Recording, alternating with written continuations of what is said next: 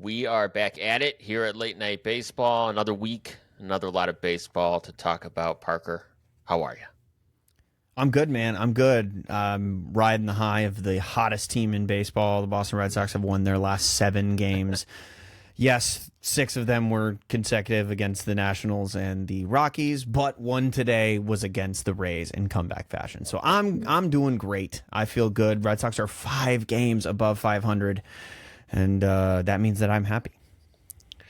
Wins are wins, and if you're the Red Sox this year, you will take them anywhere you can get them. So Absolutely. I'm I'm with you there. 9-1 in their last 10 is impressive for a team that seemingly has the wheels fallen off multiple times already in this young Hey, season.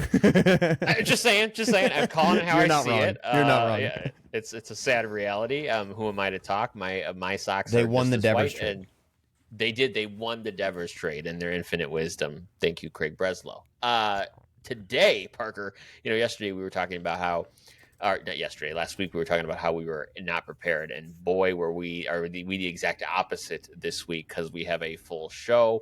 We're going to be talking about all the stuff going down in D.C. And no, I'm not talking about Bills. I'm talking about the Nationals getting rid of their leadership. We're going to talk about the Home Run Derby, which has quite a slate of young talent. Mm-hmm. And then we're going to give some mid-season stock exchange in that whose stock are we buying? Whose stock are we selling now that we're midway through the season? We'll get all into that and more. But Parker, a couple things just right out of the gate here. Near and dear to my heart over the last week, we got some not so great news on the White Sox side of things. Bobby Jenks, White Sox great, passed away after a battle with cancer. And Bobby Jenks, for those of you who don't know, a huge piece of the 2005 World Series White Sox. The Was on the mound when they was won. on the mound according to ESPN. He was on the roster. We'll get to that in a Yeah. second. Oh my God. But Bobby Jenks, hell of a player, cornerstone to that World Series team, the closer for those World Series White Sox, and a guy who literally, Parker, came out of nowhere, walked into camp in 2005 and blew everyone away throwing 100 before throwing 100 was even cool. I mean, this guy was ahead of his time, and we certainly lost a good one this week in Sox world. Yeah, absolutely. I mean, people forget he also played for my Red Sox because I Yeah. like to forget that he played for my Red Sox as well. But Bobby Jenks, funny enough, it like came up that that he passed away. First of all, the news broke that he passed away, which is horrendous. It was a form of cancer. You never want to see that. And then the next day, I was hiking Mount San Gorgonio down here in Southern California, and I had an audiobook going, and I was listening to Dynasty by Tony Maserati, just a book about like the 2000 leading up to 2004 and 2007 World Series championships for the Red Sox, because that's what I do when I have downtime. Um, and funny enough, like it also went, as you rounded out 2004 and talked about 2005 and how the Red Sox were basically carried by David Ortiz and Manny Ramirez in 2005, but they still made the playoffs like out of nowhere. Nobody expected them to make the playoffs. They limped in and then were absolutely decimated by those 2005 Chicago White Sox. And No. Bobby Jenks was a big part of that. And so he comes up in the book the day after he passes away. We got Bobby Jenks on the mind this week, man. It sucks to see him go. Absolutely massive personality. And for those of us who love a good relief pitcher, was one of the better relief pitchers of his decade for sure. Yeah, absolutely. For those of you who are not really in tune with what's going on in White Sox world right now, what has made it particularly tough is this weekend, starting tomorrow through the rest of this weekend, they're doing a 2005 World Series weekend. And all the World Series players are going to be here in Chicago Oh, at the man. park all weekend. And uh, um, Bobby Jenks a week ago was talking to Paul Konerko, and he had been going through treatment in Mm-hmm. Portugal. Or excuse me, I think his treatment is actually in the States, but he lives overseas. And Mm-hmm. they told his doctors to halt the treatment, and he does not care. He was going to be in Chicago this weekend, and unfortunately did not get there. That's tough. That's really Yeah. tough. So I was looking forward to going to the ballpark and seeing him and all the team this weekend. Fortunately, I'm not going to be able to get out there, but it's stuff like that it's just like, um, hold your friends and family, guys. I mean, that's just you never know. You never know what happens in this life. So take advantage of every moment, please. Yep. And also, these are people. Like we don't think Yeah, we think about it enough. Like they're just a war number. A lot of times when you talk about roster construction and we get into the nitty gritty of things like trades and all-star games and who made, who my team signed, they're people. They're people. And maybe that guy didn't sign with your team because, he didn't want to move his wife and kids across the country. Maybe he, things like that are certainly at play. And unfortunately, it takes things like this to remind us of that. But my heart goes out to Bobby Jenks and everyone in his circle. Rafael Devers. I hate to keep bringing him up, Parker. I feel like it's just the shit that never, ever goes away. Parker, I had to get your opinion on this because I read this and saw this pop up my Instagram feed, and my little response was, get the F out of here. So I didn't know that this happened. I don't even really know. I know what you wrote in the show, in the rundown. So give it to me. Okay, this is great. Then you're going to love this. So, story came out that upon being traded to the Giants wanted their legendary first baseman, Will Clark, to work at the ballpark with Devers on first base drills, talk through the position, all of that.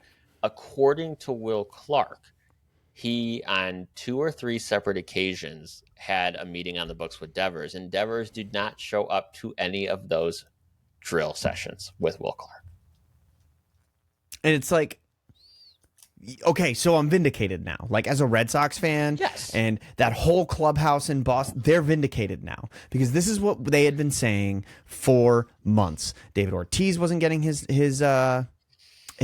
text returned, and apparently Rafael Devers is one of those like people that changes his number all the time. So maybe this has something to do with it. But like, you have commitments, man. You just joined this team and you told them you'd be playing first base, and they're like, "Hey, we set you up a date. This guy means a lot to us, a lot to our franchise."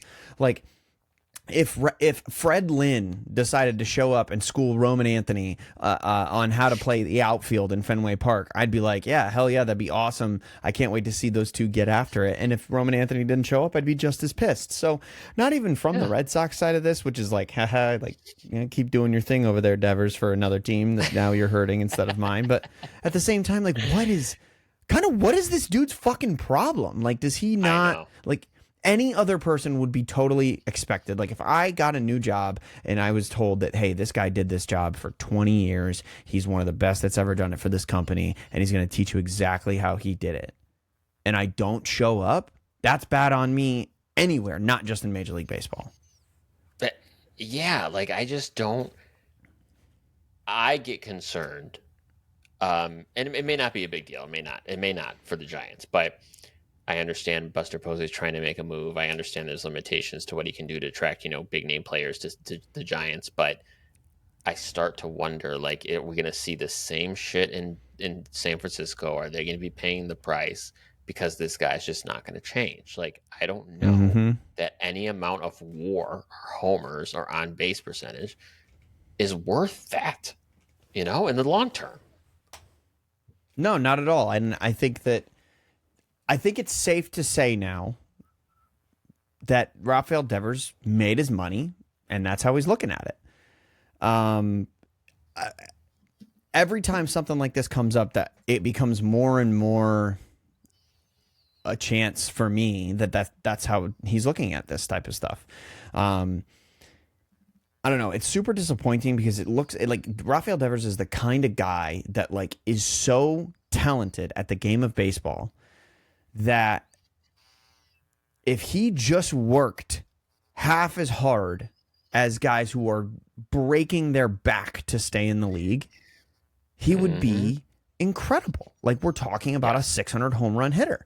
And who knows? He'll probably, Rafael Devers is probably going to hit 500 home runs, because realistically, I've seen it for years. You can chalk him up for 30 and 100, 30 home runs and 100 RBI every single year. And that type of consistency pays dividends over the course of a career. There's a real chance we see Rafael Devers in the Hall of Fame one day. Yeah. But it's so disappointing to see a guy totally, I don't know, not take it seriously, or just just be bigger than his teammates? Because his teammates have got to be amped about, oh, hey, Rafi's going to go see Will. You know, we get a real fine tuning coming up and sharpening the saw and everything like that. He's going to be a good first baseman. This is a huge asset to our club. Nope. Seems like Rafi wants to play third base, would play third base, but now he kind of fell in love with DH, and now anything beyond that, it's just not even up his alley anymore, and that's super disappointing. Well, huge bummer, right? I would love to say we're not going to follow it, but I guess we'll keep our eyes open and see what continues to happen over there. It's something that I feel like is going to go away anytime soon, and maybe. And now it's a thing. Now every time one of these things happens, we're just going to hear about it. Now he's a not hustle guy. Now he's a lackadaisical player, and we're just going to keep hearing about it. 100%. We have some All-Star game, All-Star Week talk that we wanted to get to today. Before we get to the main stuff, though, Parker, they're going to be using ABS at ASG. What does that mean? Okay, so they're using the ABS challenge system, the same system that we saw in spring training, the same system you and I saw in action at spring training, the same system you and I have kind of both fallen in love with a little bit during the All-Star game. And what does that mean? Well, I think it's more of an opportunity because think about who watches spring training games. The sick fucks watch spring training games. No national audience is watching a spring training game, right? Nobody at a national level, your grandpa did not watch any spring training games and did not see the ABS system in action. All they've seen is a clip here and there of it. So I think this is an opportunity and a good opportunity for MLB to put it out on a very high profile event and kind of acclimate the viewer to it, because that's kind of what we started to see when we got the pitch clock introduced to the game. And at the end of the day, everybody who was annoyed at the pitch clock, at least I think a lot of people that were annoyed with the pitch clock at first have come around to the fact that it's super cool to be able to watch a baseball game in 2.5 hours, like clockwork 2.5 hours. And I think this is going to be another one of those things. I think it's going to be super cool.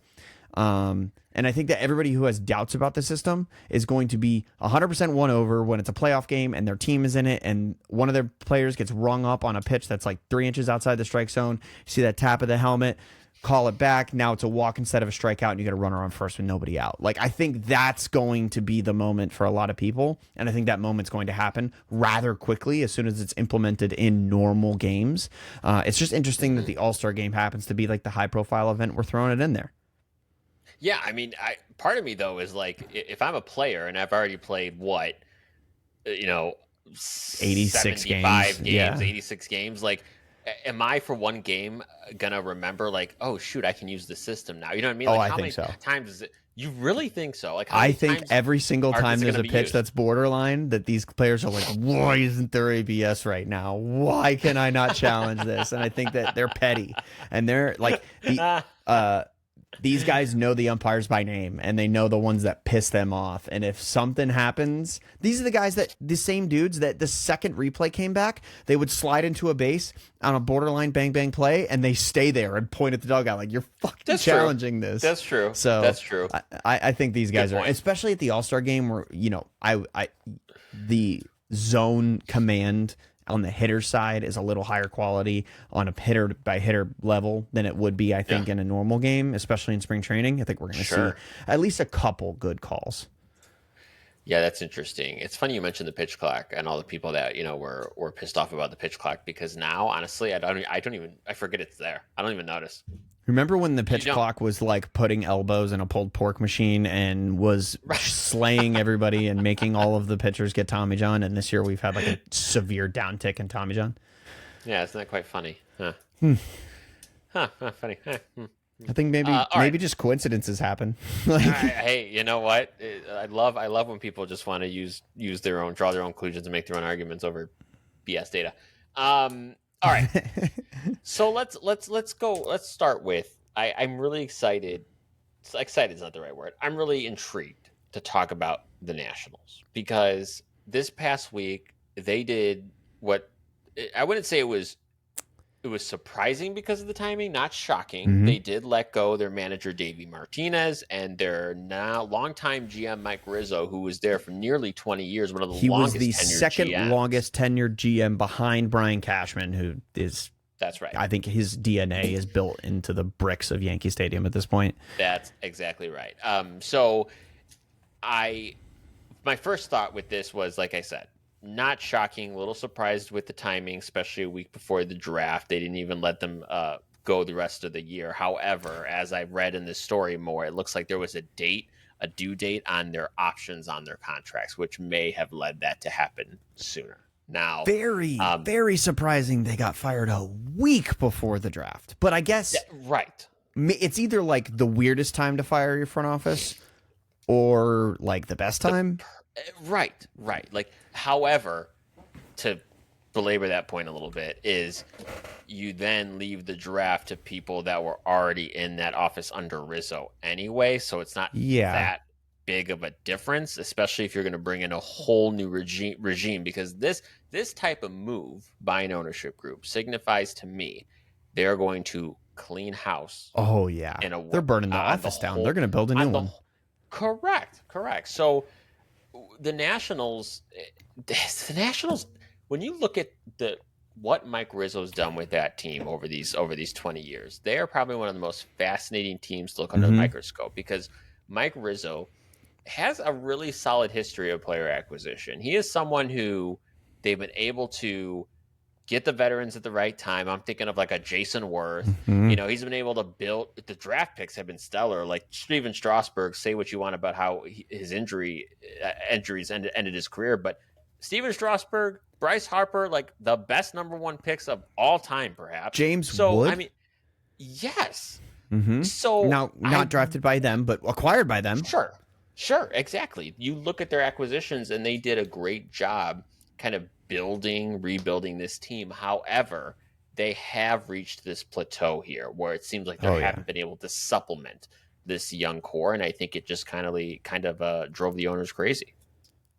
Yeah, I mean, if the number one signing of your offseason is Nathaniel Lowe when CJ Abrams is coming back and James Wood is looking to break out, like that was the time to be like, let's go get Bregman. Like why is Alex Bregman not signed to an 8-year contract for these Nationals? I don't know.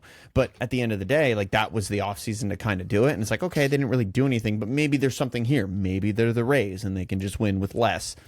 Well, they haven't been. They haven't been, and they don't look like they're going to.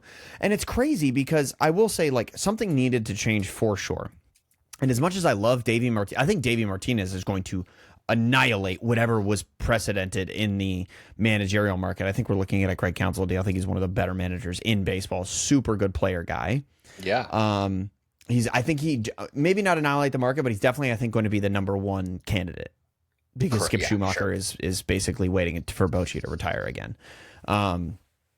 But I think something needed to change because look at the environment that they play in. This is the capital. This is Washington, D.C. And this is a very vibrant sports city. Like, think about the Washington Commanders, who are coming into their own and are very good. Think about the Capitals and what just happened with them in hockey. They were very good, and Ovi broke the all-time scoring record. And then the Wizards have their time, and they've been good, and they've been not good over the last few years, whatever. But this is a very, very sports-starved city in a certain sense because they are fans, but there hasn't been a ton of success over the last 15, 20 years on any of their teams.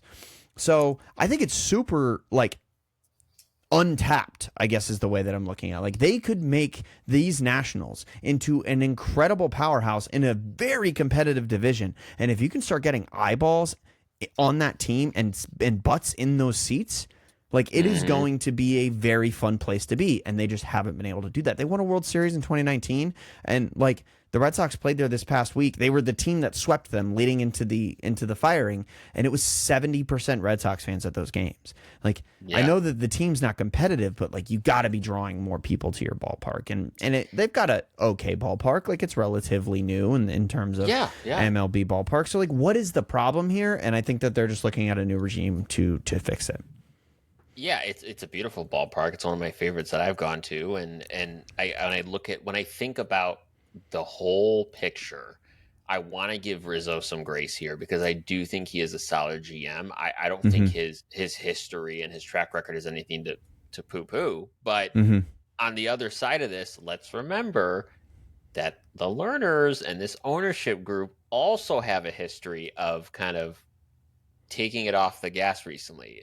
Yeah. Bryce Harper didn't get the contract he wanted from them. Juan Soto wasn't going to get the contract he wanted from them. Yep. I think there's some blame there when it comes to them not kind of putting the brakes on spending the money and investing in the team when they needed to. I don't even hold Juan Soto against Mike Rizzo. In fact, I'd put it as one of his wins, because if you're going to put $450 million in a truly unprecedented amount of money at the time yes, in front of Juan Soto, and he's going to turn you down for what, 12 years? What, like, okay, you know what? You take that L and you trade him for some good prospects, and they got James Wood out of it, and James Wood's going to be very good.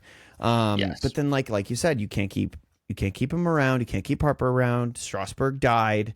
Scherzer walked, and like I still don't even really hold that against them, because where was Scherzer at that point in his career? We didn't know he was going to be as good as for as long as he has been.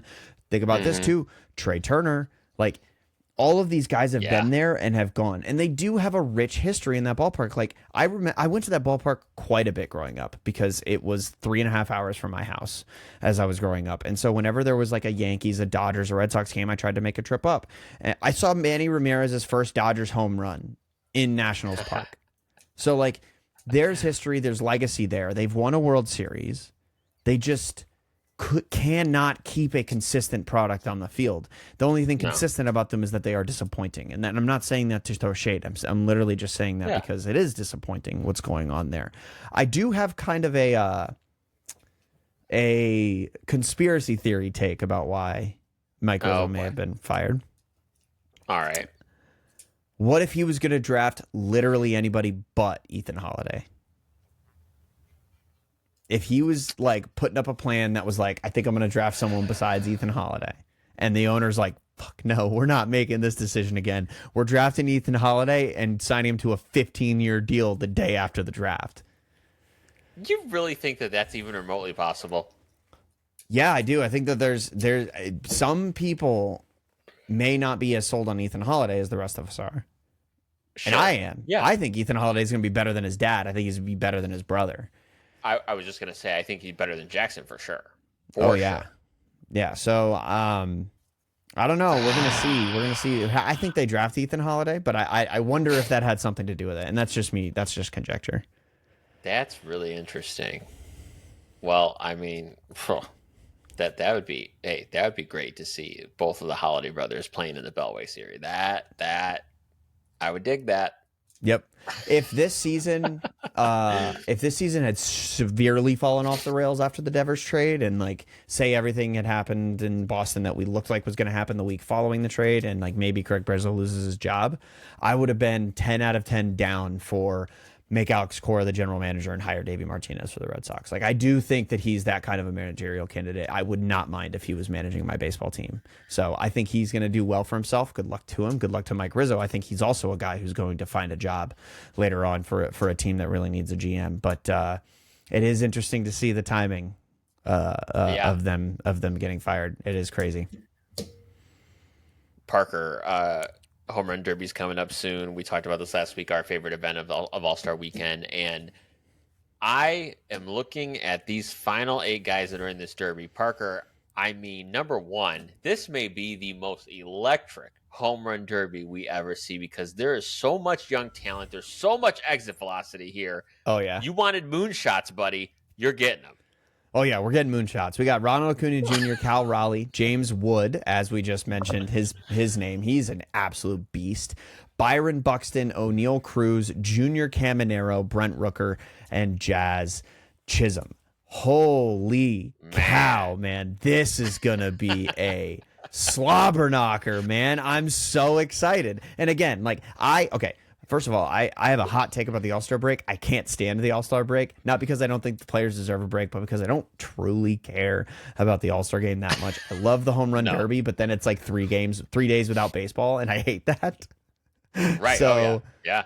The Home Run Derby looks like it's going to be all it's supposed to be cracked up to be this year, especially in a park like Ronnie's going to be doing it in Atlanta. That's super cool. That's going to be super fun. So let me ask you this. You look at this list, and Who stands out to you as ones for you that are going to be fun to watch, and who would you like to see for vibes win this thing? I can't wait for the semifinal round between O'Neal Cruz and James Wood. I think that's going to be the semifinal round. Whatever round they face each other, because I do think they will on the National League side of the bracket. I think that's going to be awesome. And then Junior Caminero is super intriguing because Junior Caminero wasn't an all-star until very recently. In fact, he wasn't voted in. Jose Ramirez was voted as the starter. Alex Bregman was voted as the backup. Jose bowed out. Alex Bregman's coming back from injury. He's going to play like a game or two before the All-Star break, so he doesn't really want to do the All-Star game. And so Junior Caminero is now the starting third baseman for the American League, and I think that's super cool. A young guy that is a ton of upside, and I think he's going to be a very good ball player.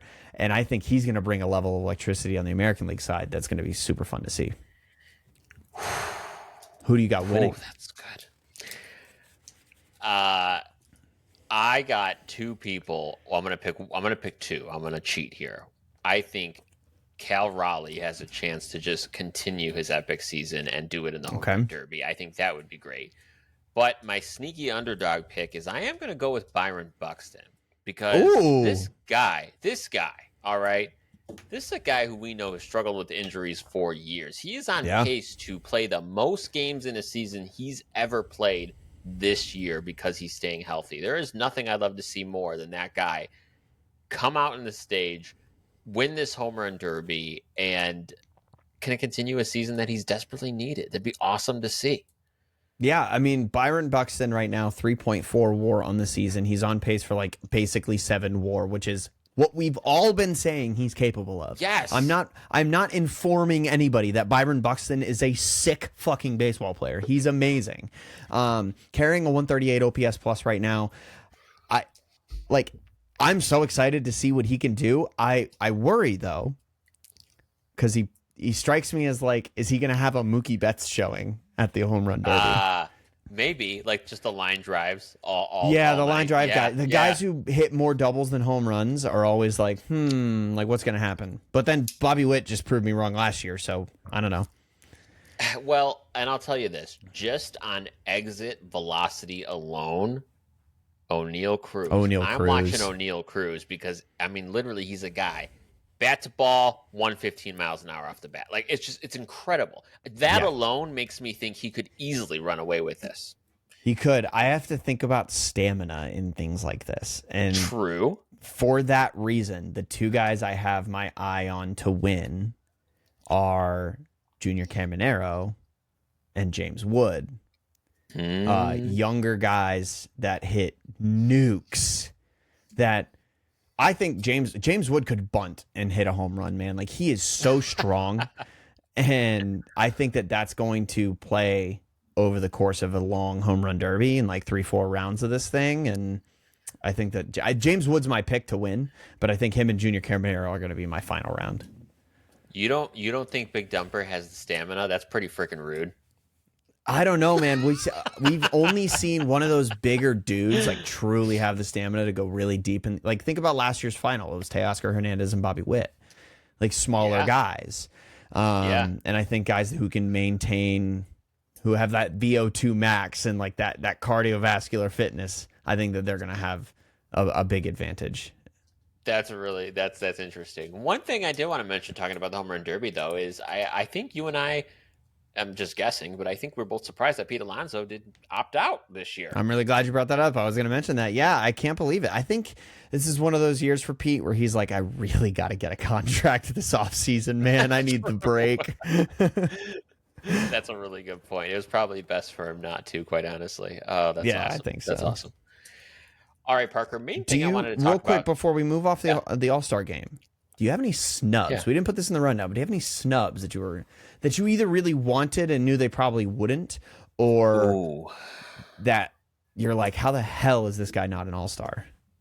I think the obvious one is Juan Soto. Like, everybody's like, whoa, Juan Soto didn't make it. I think with the season he's having, it's like, it's acceptable that he's not, but it's pretty interesting because the All-Star game is a popularity contest. It is. It is. Now, when I think about like true snubs, there's one person that did come to mind, and that is Seiya Suzuki. Uh-huh. On the Yep. Cubs. Massive snub, for sure. I mean, his stats are comparable, and some of them are even better than PCA. Yeah. And he got snubbed. I mean, granted, he doesn't have the defense PCA does. I understand that, but still, No, he's a I would great say ball player, though. he was the one where I think was my biggest, like, really. Mm-hmm. Now, however, we know what happens at the All-Star game, right? This weekend, you're Yep. going to have players who opt out, that don't want to do it. Someone gets injured. Like, all these snubs have a potential to get in still. Maybe. Yeah, no, I can say I think Seiya's probably locked out because it takes outfielders to opt out, and right now it doesn't look like any of the National League outfielders are going to opt out. True. But for me, and this is a guy that I just wanted to be an all-star, and I totally get why he's not. But when you look at his numbers, especially over the last month during voting, it's like, how the hell is this guy not an all-star? Cedar Rafaela of the Red Sox, playing center field for the Red Sox. He's playing maybe the best defense at his position that anybody in baseball is playing at their respective position. Like, in that way, I think he's the best defender in baseball. Maybe PCA would be the other one that I'd think of. Certainly in the AL, though. And then over the last month, Cedar Rafaela has just been on fire. I'm going to pull up his numbers here. But I don't know. He is one of those guys that's like, okay, he's locked into a deal, and I've been watching his development for a couple years now, and I know he's an under the radar kind of guy, especially because he does, he's been a utility guy kind of in the past, but over the last, he had like a 3-game home run streak over the last month. I'm trying to look and see. Oh, this started at the top, so I want to go from July 8th until, let's just do the beginning of June. And here we go. Over the last month, so all of June to now, he has 9 home runs, 12 doubles. It is a 303 batting average and a 972 OPS on top of that incredible defense. So it's like, wow, okay, this guy is playing like an all-star, but unfortunately in the AL, you've got to deal with a lot of really, really impressive players in the center field position. I 100%. I think there's, because the way people vote on the All-Star team, you're always going to get players like this that do get snubbed, and it makes me wonder, legitimacy of the All-Star game maybe is not the right word, but it does make me question the value of it entirely. And I say that only because you get to the end of the year, and now they're doing this like all MLB first team and all MLB second team, and I'm like, what are we doing? That's just too much. Like that, I start to think, are we overdoing this a little bit? Yeah, no, I completely get it, but I do want to talk about the guy that made it in over Cedar that I think definitely shouldn't. It's an inflated 3.3 WAR this season so far, but that's because he does play very good defense, and WAR loves defense. But it's a 102 OPS plus. Do you know who I'm talking about? It's Bobby American League. No, American League outfielder. Give me another hint. This doesn't really qualify as a hint, so I'll give you another one. But 696 OPS, and he plays for the team that Cal Raleigh plays for. Julio Rodriguez. Julio Rodriguez has an OPS that starts with a 6. Yeah, Julio is not having a fine season. He's having he's having an okay season, but nothing that's like blowing me away as an all-star. So here's my problem with Julio.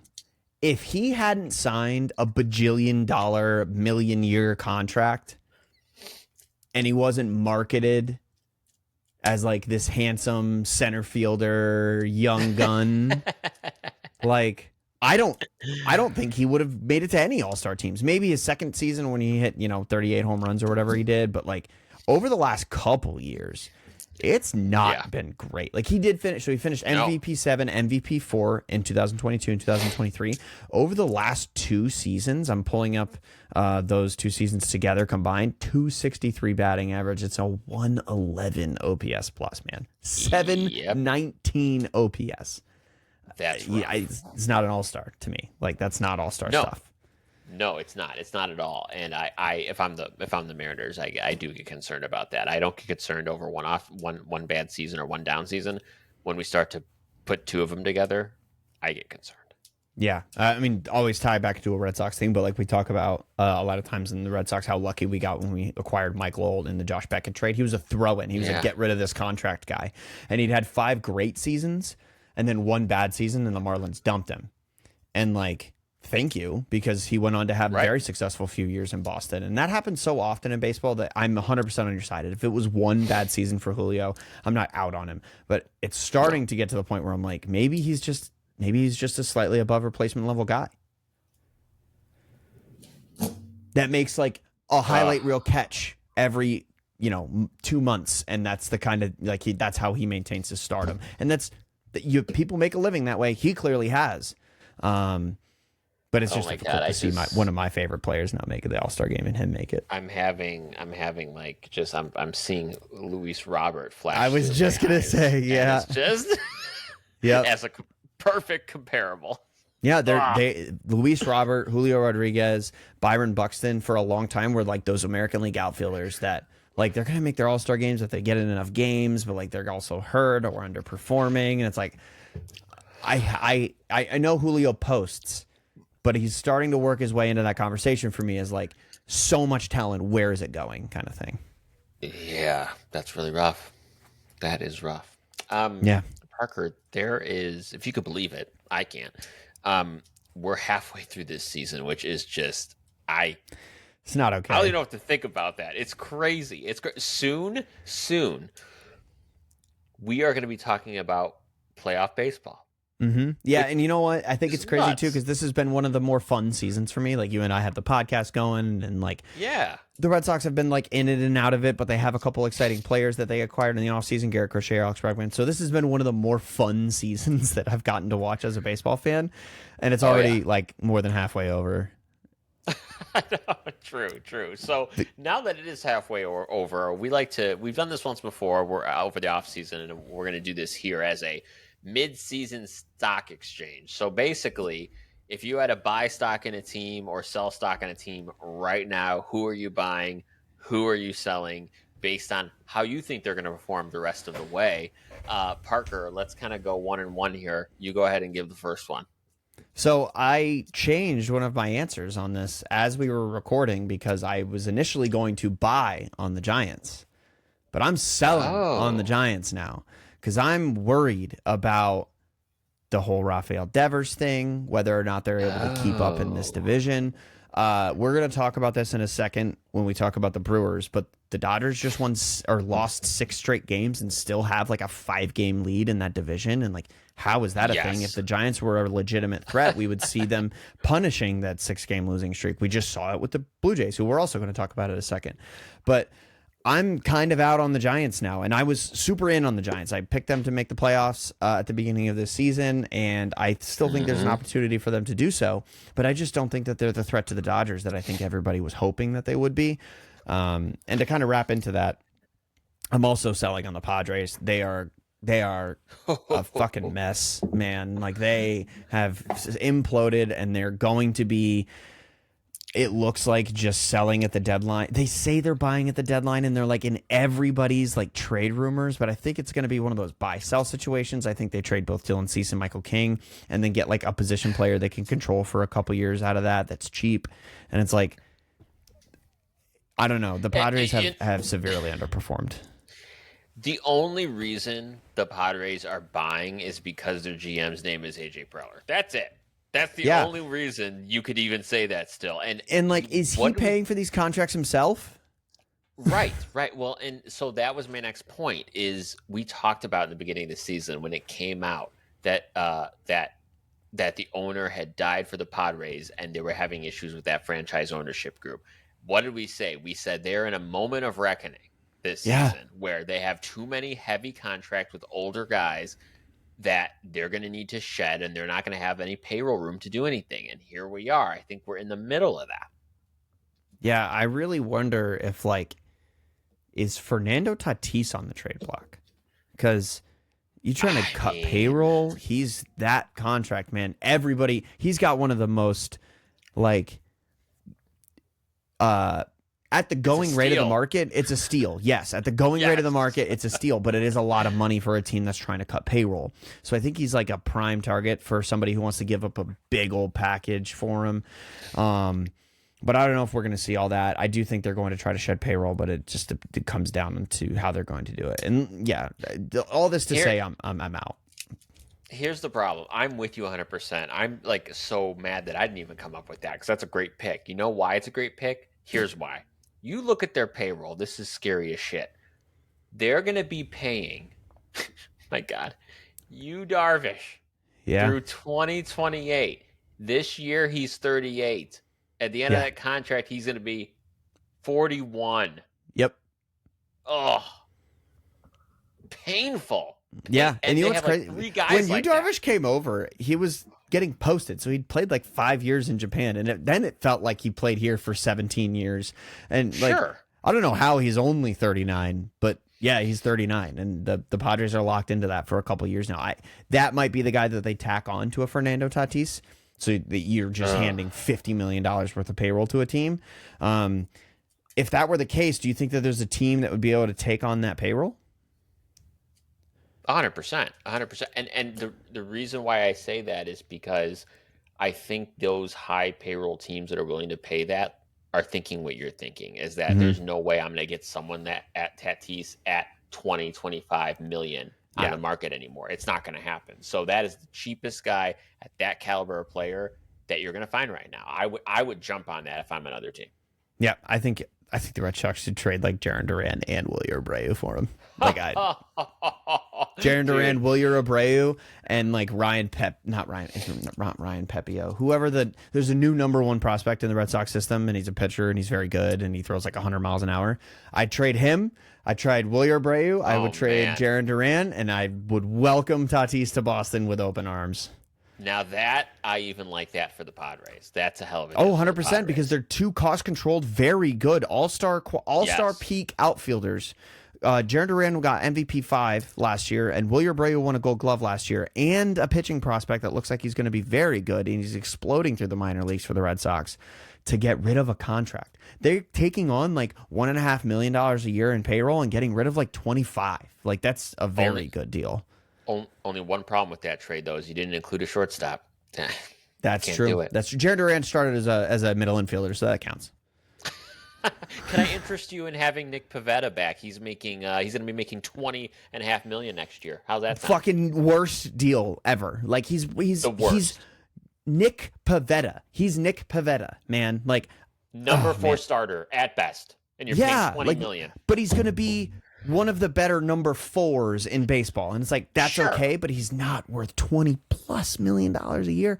I would take Tatis, and I would take another whale contract from them in terms of like a Pivetta or a Xander Bogaerts back to Boston in that deal, just to ease the pain. Oh my goodness, I can't believe that.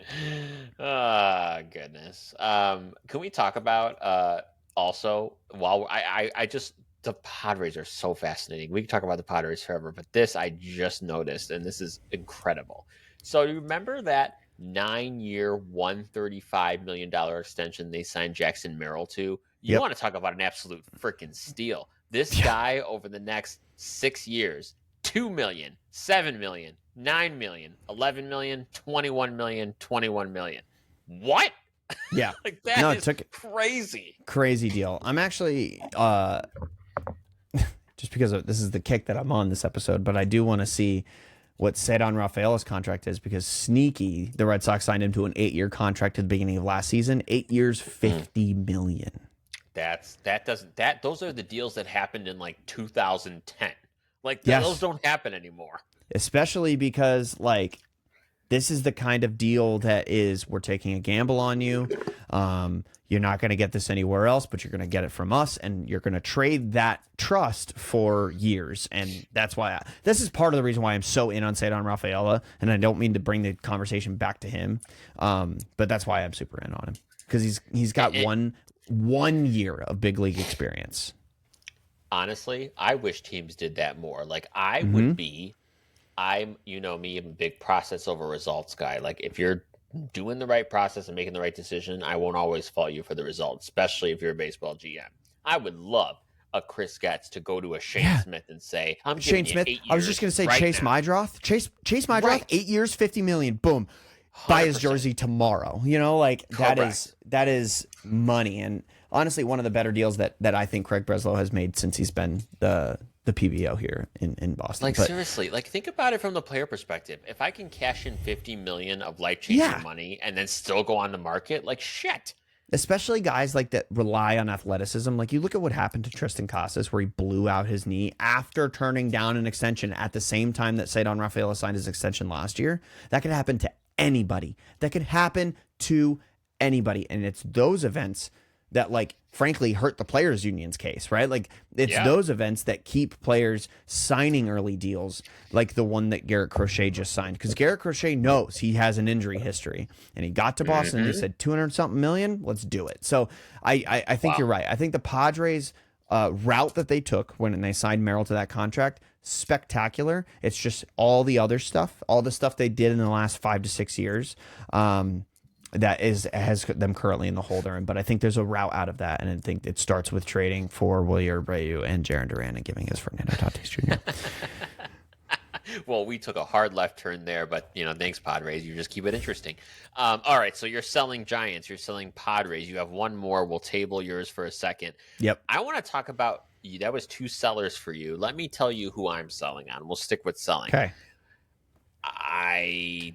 I don't think the Braves are going to pull it off. I don't think so. I'm starting to be really, really concerned with the Braves. Why, you may ask? Why am I selling on the Braves? Well, friends, let's look at their pitching for a second. If you go to Fangraphs right now, there are 3 starters they have on that list. They have Spencer Strider, who's still coming back from an injury, Grant Holmes, Bryce Elder. Who's on the 60-day DL for them, you may ask? Chris Sale, Spencer Schwellenbach, and A.J. Smith-Sauver, who was having an incredible season before he went down, all on the 60-day IL. There's nothing you can do unless you're going to throw every prospect and every dollar at it that can fix that. No, I completely agree. They have weirdly turned into this team that's like got these odd whale contracts that like 2 years ago, it was like, holy shit, why is nobody doing what the Braves are doing? And now we're kind of starting to see like, oh, this is what happens when these guys get injured. Like Ronnie missed a season last year. Strider missed a season last year, and now he's looking like a shell of himself. Bryce Elder is not the guy that we thought he was 2-3 years ago. And like maybe they signed Schwellenbach to another one of those deals, but maybe Schwellenbach is like, nah, I know what I'm worth, and I think I can stay healthy for it. So absolutely great pick. I'm with you on it. I actually didn't put that I was selling the Braves because you had already put that you were selling the Braves, and it would give us the opportunity to talk about it anyway. But yeah, I'm out right now on what the Braves are putting on the field, and I think that I think that when the trade deadline comes around, we're gonna see a whole lot of them selling, and I think Chris Sale pitches for another team this year. That's a really good point. That it didn't cross my mind, but very likely in my book. Two things that really kind of reinforce my selling here is, number one, I do think that Brian Snitker's seat is not safe. I do think I he's agree. going to retire or they will look for a change there. I think that fundamentally changes the whole culture of that team going forward. And 2, friends, just look at the standings, guys. The freaking Miami Marlins are ahead of the Braves. The Marlins are 11.5 games out behind the Phillies and the Mets. The Braves are right behind them, 13 games out. Guys, the Marlins are outperforming the Braves. You could not have paid me enough to bet that would have happened before the season. No, the Marlins are rocking like an NHL payroll right now, man. And they're playing with like a quadruple A lineup and are sticking it to the Braves, to their credit. So congrats to those Marlins fans down there. Whew. All right, buying. What are you buying? What are you feeling? What are you feeling lucky on? What do you think's going to fly up? Stock's going to fly up in the next several months. The Mets, baby. Love the Mets. I think that guys like Pete Alonso are going to come out and they're going to start swinging the bat crazy hard in the second half of the season, especially with a nice long All-Star break. I think Juan Soto has definitely started to heat up over the last few weeks. He's starting to look more like the Juan Soto we expect him to see. Francisco Lindor, he just hit a grand slam the other day. He's spectacular. He hit a grand slam actually off of Jacob Mizorowski. Yeah, I think that the Mets are going to be good. I think that they're going to make a push into the playoffs. They have to catch a very good Phillies team, but I think that the Mets are going to be very good. I actually think that they still win the division. So I'm buying big on those Mets, and I think that we're going to see a pretty good playoff run from them. And I think we're going to have to start getting used to seeing good playoff runs from this Mets team. I think that they've got a lot of upside moving forward. Yeah, I think so too. Not to mention they love playing in Flushing. They have the best home record of any team in baseball, which is crazy. Yep, and that's what you need. But, that's what you should be winning significantly more games on the at home. And that there's always a team in the playoffs every year that's like, oh well, series is moving back to New York, and they're gonna win 2 out of those 3 games. So that's the kind of stuff you like to see from a team like the Mets. Win at home, win half your games on the road, and you're going to win the division. Yeah, and honestly, they just have some sort of voodoo magic going on over there. Because again, their offense, you said it's clicking. Pete Alonso, Juan Soto. I think Juan Soto, as the season goes on, is going to even get more comfortable and more productive. Yep. But the freaking starting pitching, they're 5th in ERA, 11th in K per 9, with no one really impressive on paper, and it's blowing my mind. Yeah, Clay Holmes, Clay Holmes, people were like wagging their finger at the Mets for making Clay Holmes a starter, and they're looking really good for it now. Frankie Montas, holy cow, look at this Mets team doing what they're doing. And then, of course, you go into the playoffs, and when you have a guy like Edwin Diaz to close out games for you, I don't care. I haven't even looked at his baseball reference page. I don't care what it says. If you give me 10 random relievers and Edwin Diaz, I'm picking Edwin Diaz to close out a playoff game for me. So I think that that's going to play very much in October, and I'm excited to see the Mets make it there. Yeah, really good pick. Really good. Who you pick. buying? I got a couple I'm buying. I'm stepping up. You stole both of those, by the way. But both of those were like the first teams that came to mind. I'm glad you said that, because it means I must have made a good choice, because I'm a little biased on one of them because I literally just went to their game. I'm going to go ahead and buy the Brewers, and much to the chagrin of my Cub fan friends. The Brewers, man, ever since Mizorowski appeared, I'm telling you, their offense, sneaky good. Don't sleep on the Brewers offense. They've turned it on. Mizorowski's proven to be a stud, and they're only 2 games out of the division behind the Cubs. 6-4 in the last 10. They've won their last 4. Also a team that's very good at home. They're 30-17. And I'll tell you what, an offense that, again, on paper, not great, to have a plus 68 run differential, not bad. I'll take that. The pitching's going to win the day for them. Brandon Woodruff's coming back, friends. Excited about that. That's a great reinforcement. That's as good as a trade deadline trade for them in their rotation. There's a lot to be excited about in Milwaukee, I think. For sure. I think that the Milwaukee Brewers are just going to continue to be the Rays of the National League. They're going to continue to be successful even when you don't, know what you're going to get out of them. And when you look at the stuff they've gotten from the people they didn't count on. They traded for Quinn Priester a few weeks into the season, and he's been good. And then you bring up a guy like Jacob Mizorowski. Freddie Peralta's still in this rotation. Jose Quintana's in this rotation. Brandon Woodruff's in this rotation. And at the end of the day, when it comes down to a list of players, those are on the list of people I would like to have starting on a day-to-day basis. If any of those guys are pitching at 60, 75% of their capacity, you like the chances of the Brewers on any given day that any of their 5 starting pitchers are starting. So, yeah, I mean, that is a great recipe for them if they're going to make a push in this division. Especially, they could win this division. Like, if the Cubs scuffle and the Brewers continue to play 62% of their games, they're winning them, we could see a very, very competitive division. I'm excited just talking about it. I didn't realize this. I just looked up their rotation, their starting 5. We have Freddie Peralta, Mizorowski, Jose Quintana, hello. Yep. Quinn Priester, and then Brandon Woodruff. Those ERAs, top to bottom, 274, 281, 328, 358, 150. Come on. Dude, 358's the highest ERA in that rotation. Video game stuff right there. Yeah. That's crazy. Absolutely. Dude, I couldn't do that on out of the park baseball if I tried. I love that. But while we're on the topic of the NL Central, the Cubs, I know we talk about them every week. Y'all better be careful. You better watch yourself, and you better be aggressive at this trade deadline, because that will disappear like that. Yeah. It will. I do think coming into play today, I don't know exactly where they stand at this particular moment with games having been played today, but they were a game and a half out of the division lead with the Cubs coming into play today. And you just swept the Dodgers. So it is time to roll in Milwaukee, and they have been rolling, and they're like, yeah, we know it's time to roll. Let's keep going. So I am definitely buying on some Brewers too.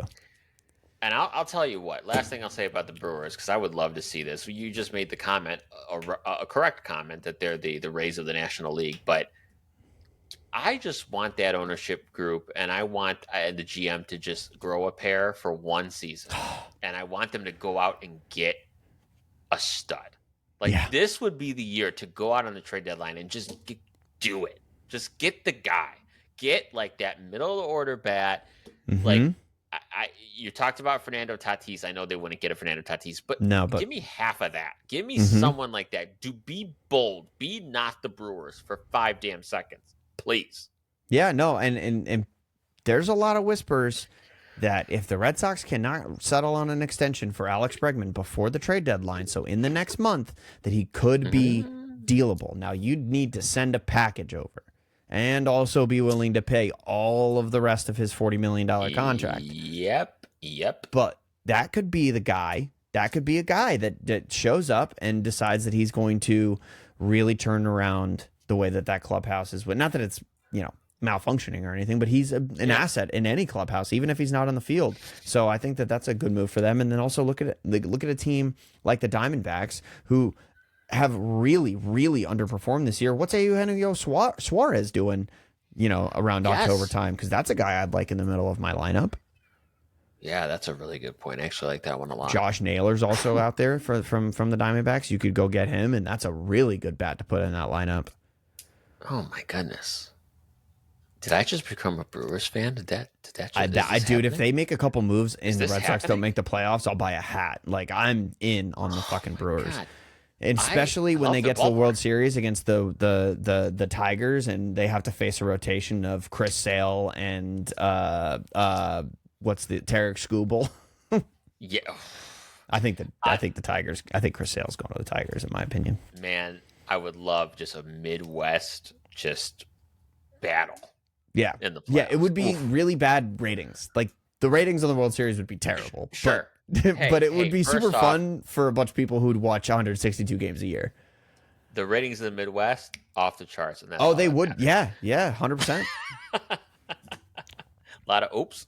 Okay. So the other team that I'm buying happily is these Blue Jays, man. These Blue Jays. I go back to before the season started, even as early as a month ago, when we were 2 months ago, when we were worried about Vladdy Jr.'s extension, we were going to write these Blue Jays off. We thought this was going to be the last year and they were going to tear this shit down.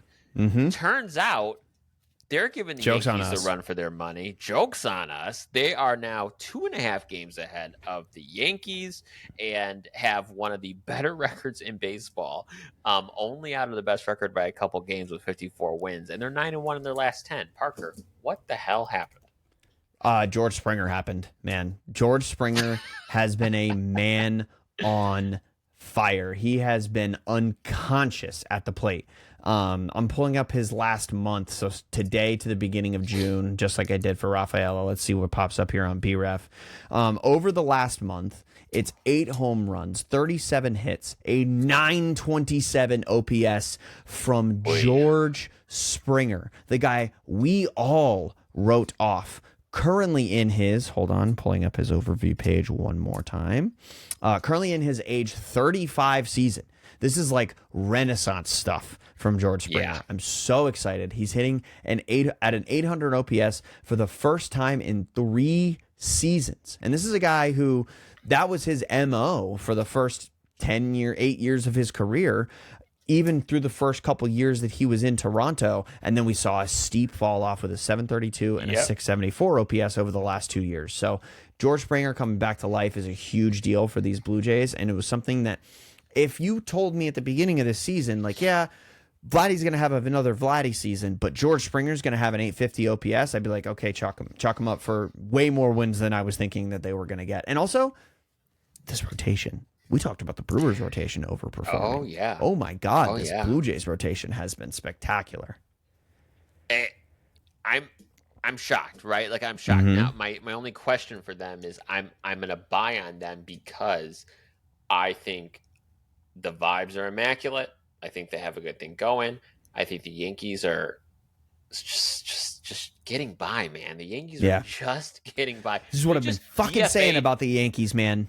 This is what I've been saying about the Yankees. Yes. Okay, so let's I know we're talking about the Blue Jays and I'm buying the Blue Jays, but honestly, if we kept going, I would probably sell also on the Yankees because they can't seem to get this shit together. They just DFA'd DJ LeMahieu and his $22 million for good reason. However, However, there's no good alternative, even for a guy who wasn't producing. Like, they need to go out. They need another starting pitcher. They need a third baseman. They can add another bench bat. They need more relief pitching. Like, I don't know that they're up to battle these Blue Jays down the stretch. I don't think they are.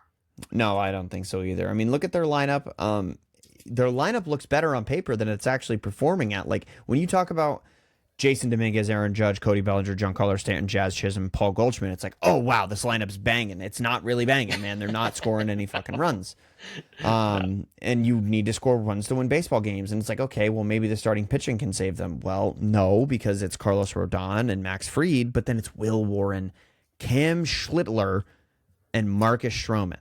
And it's like, oh, that's not a playoff rotation. I don't want those guys in a playoff rotation. I'll take Max Fried and Carlos Rodon on his best day, but not every day, and there's nobody else after that. So to your point, they need some help when it comes to their rotation, and they definitely need to get another bat in that lineup because it's just not working for them right now. Before we get a bunch of nasty comments, listen. Yes, they are still third in the league in runs. We get all that. Yep. We're talking about recent. In the last couple weeks, they have clearly fallen off. They are not the same Yankees they were in April. Okay. And so we kind of talked about this last week. The Yankees cannot rely on Aaron Judge. This is not the New York Aaron Judges. This is the New York Yankees. What are we doing, Brian Cashman? Yeah, no, and did you, and this is completely unrelated for on the field play, but did you see that whole Michael Kay bullshit that happened? I saw it in passing, and I saw an Instagram post, and I read like a couple sentences, and I'm like, this is stupid. Why am I even reading this? And I just literally stopped in the middle of reading it. So anybody who didn't pay attention, just because this is an opportunity for me to shit on the Yankees.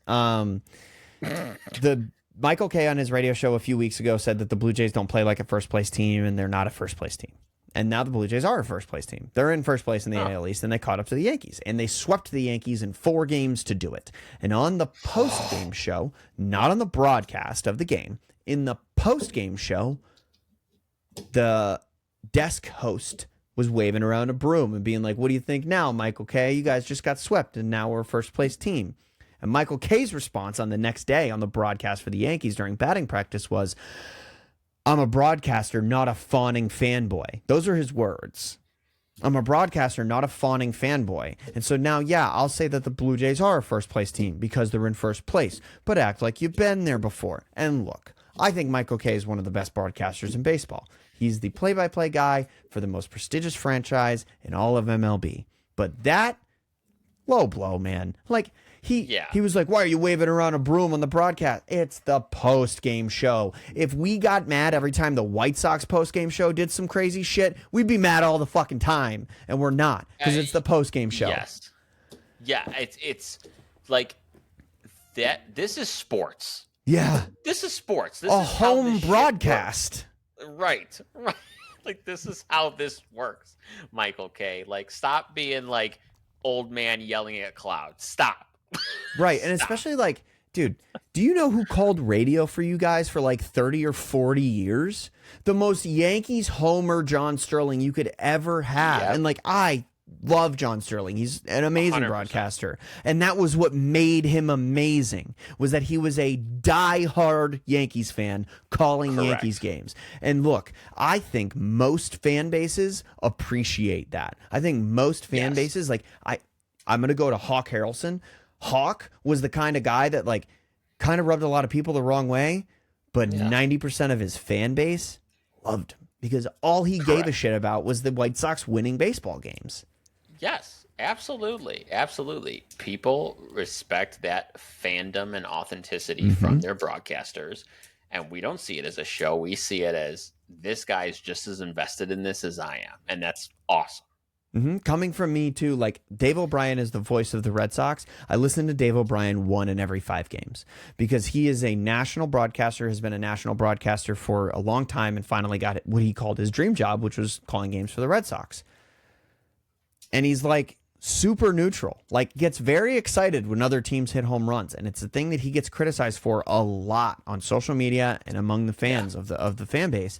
If I had a guy who was just like, I want to say bleed red, but all of them bleed red. But if I had a guy that was like super down for the Red Sox and just getting super pissed, like that was the best thing I loved about Jerry Remy and like Dennis Eckersley, because they were just like Red Sox homers. They get pissed when the Red Sox weren't doing well. Doesn't feel like I have that right now in the play-by-play guy. But I say that to say, I think fan bases love this type of stuff. Michael K., how about you chill the fuck out? That's awesome. All right, Parker. That's who we're buying. That's who we're selling. You kind of said it earlier. This has been one of the more exciting seasons for a variety of reasons, I think, for the both of us. But this is one of those seasons that I feel like it's going to get absolutely wild after this All-Star break. And we're going to see things we have never seen before. I agree, man. I agree. Oh, goodness. All right. What's your last word tonight, Parker? My last word is I want to call a little bit of attention to Lucas Giolito, another Red Sox point, but hey, it's our show. Lucas Giolito was a guy who really like downturned in his final years in the White Sox organization, was traded a couple times, ended up signing with the Red Sox on a 2-year deal. This was like his prove it deal. It was supposed to be like have a good year, opt out kind of thing, but then he got Tommy John surgery, or I think he got internal brace surgery or whatever it is. He got surgery on his UCL. So he missed all of last season. And then he started off this season like, ooh, like this doesn't look like it's spectacular. But I am here to say that over his last 5 starts, Lucas Giolito has been an absolute menace. And I think it's super cool. He has a .70 ERA in the last 5 starts, and over those starts, he's pitched 6, 7 2/3, 7, 6, and 6 innings for 0, 1, 0, 2, and 0 earned runs. And that is everything I could have expected from him and more. I'm so excited to see him doing well because I was a huge Lucas Giolito fan before he was even on the Red Sox. And when the Red Sox signed him, I was super amped about it. If you don't know about Lucas Giolito, he is one of the most fan-serving players out there in Major League Baseball. Yeah. After every single one of his starts, he gets on the broadcast the next day during the game in the dugout and does an interview about how he felt during that start. Gives like all the information in the world. Yeah, we were working on my slider. Yeah, we were working on my changeup. I made up a new pitch over this last week. And he gets into those things for the fans because that's just the kind of guy that he is. Super awesome. Great guy to have on your team. And the fact that he's doing all of this for mine just makes me love him even more. Heck yeah. I concur. I'm a huge Lucas Giolito fan. How can you not love the guy? You have to love the guy, especially. And one more thing on him, like he had a great amount of success when he first came up, and then he really fell off the table and completely reinvented his mechanics. Like go watch Foolish Baseball Bits video on Lucas Giolito on YouTube. It's incredible. He completely reinvented his mechanics from the ground up over the course of an offseason and turned into a great pitcher. Got Cy Young votes for years. He got Cy Young votes. I'm looking now in 3 consecutive seasons in 2019, 20, and 2021 because he reinvented himself. And not a lot of pitchers can say they did that, and he did it early in his career and was able to do it effectively. Heck yeah. Love that. I have something that I'm going to really be following over the next couple of weeks, Parker. I was reading an article on the Athletic the other day by former GM Jim Bowden, and he pulled quotes from GMs across baseball. And the prevailing opinion from GMs across baseball is that this deadline is going to be very different from past deadlines in that there are more teams than ever that feel like they are in as a result of the expanded playoffs, and how true it is. I mean, really, if you look at the standings, there's really only 3 or 4 teams that are really truly out of it. Yeah. And as a result, Parker, I'm excited in the next couple of weeks. Next week after the All-Star break, we'll start talking about it. We'll talk about it leading up to it, and 2 weeks from now, and then we have a show the night of the. I'm pretty sure it's the night of the actual deadline. So that I won't be here for. That's right. I'm missing Okay. like 3 shows, guys. I'm so sorry. That's my brother's okay. graduating from Marine Corps OCS, and I have to go to his graduation. Huge. Yes, you gotta go. We'll miss you. Don't worry. I got you guys covered. Maybe I'll do something special for the trade deadline. We'll probably do something. But the point being is, I think you're not going to see deals until the very last second. I think there's going to be teams that don't make decisions on what they're doing until the day of, and it's going to be nuts. I agree. And I also think that means that there's going to be a lot of deals that are not hingent on other deals. Like one domino is going to fall, but it's not going to knock over the whole stack, because you're not going to be able to plan over the course of 5 minutes or the last 30 minutes to 2 hours of the trade deadline. It's going to be very hard to make deals happen, which is kind of like bottled chaos that I think is going to lead to a really, really intriguing trade deadline. And I couldn't agree with you more. Well, Parker, maybe tomorrow morning you give AJ Preller a call, give him your great trade idea. I hope so, dude. I would be so geeked if the Tatis to the Red Sox trade happened. I would be on cloud 9. Oh man! All right, fingers crossed, brother. We'll be back here next week doing it again. Everyone have a great night. Thanks for joining us here on Late Night Baseball. Take care.